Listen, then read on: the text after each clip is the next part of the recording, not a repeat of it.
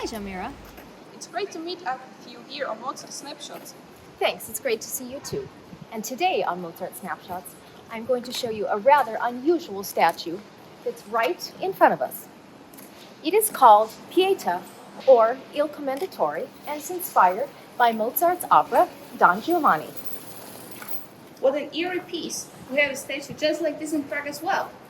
That's right, because this is the double to that statue in Prague that sits right in front of the Estates Theater where Don Giovanni was premiered on the 29th of October, 1787. This particular one was commissioned by the Archbishop and created by the Czech-born Austrian artist Anna Kromi.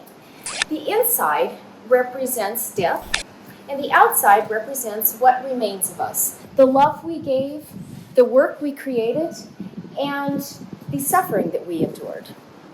What exactly is Il Commendatore? Il Commendatore is one of the most important characters in Don Giovanni. He appears first at the beginning of the opera as the father of Donna Anna, whom Don Giovanni has just tried to seduce. She resists him, and so her father, Il Commendatore, comes to her rescue. Unfortunately, Don Giovanni kills him during a duel. But this is not the end of the Commendatore, because he comes back as a stone statue. So, in Act 2, Don Giovanni is walking through a graveyard, laughing about his latest attempted conquest. And Il Commendatore speaks out to him as a stone statue. And he says that Don Giovanni's laughter will not last much longer. Don Giovanni laughs and mocks him, inviting him to dinner. Il Commendatore agrees to come, and when he shows up at Don Giovanni's door, he offers him one last chance to repent for his evil ways. But again, Don Giovanni just laughs him off, and so he is surrounded by demons and carried off to hell in one of the most dramatic moments in all of opera. Who wrote the plot? The plot was written by a man by the name of Lorenzo da Ponte.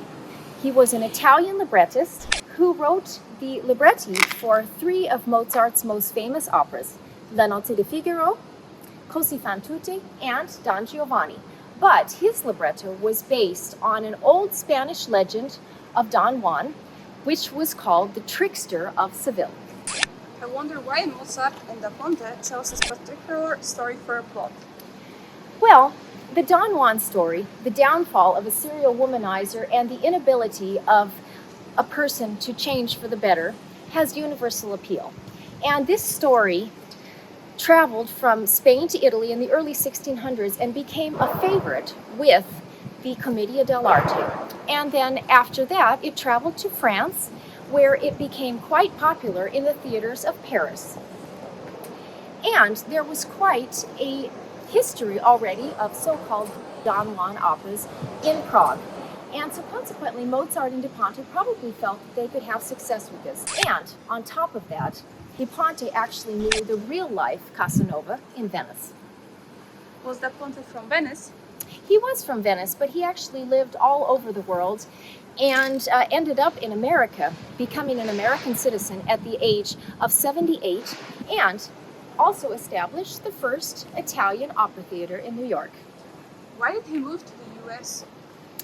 Well, he kind of lived all over the place, but he had been employed by Emperor Joseph II as the court theater poet. But unfortunately, he was dismissed from imperial service following a number of scandals. He couldn't return to his hometown of Venice because he had been driven out of Venice also because of his freeways. And then he couldn't go to France because of the political situation with the French Revolution, and so he ended up going to England.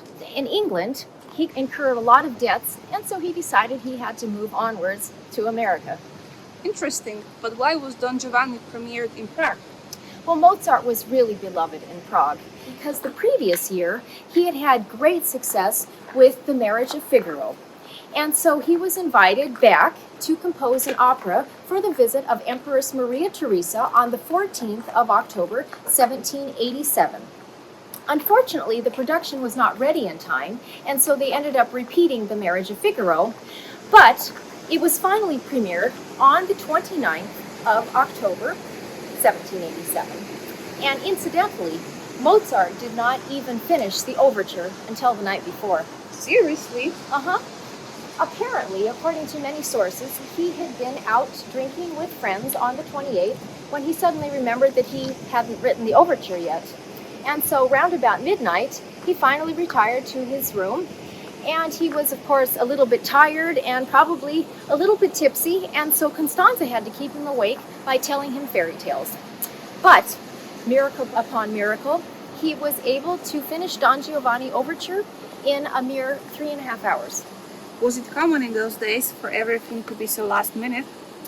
Well, it was not uncommon for Mozart to save sections of the opera until he knew who the singers were or the musicians he was working with, because that way he could tailor the music to their strengths.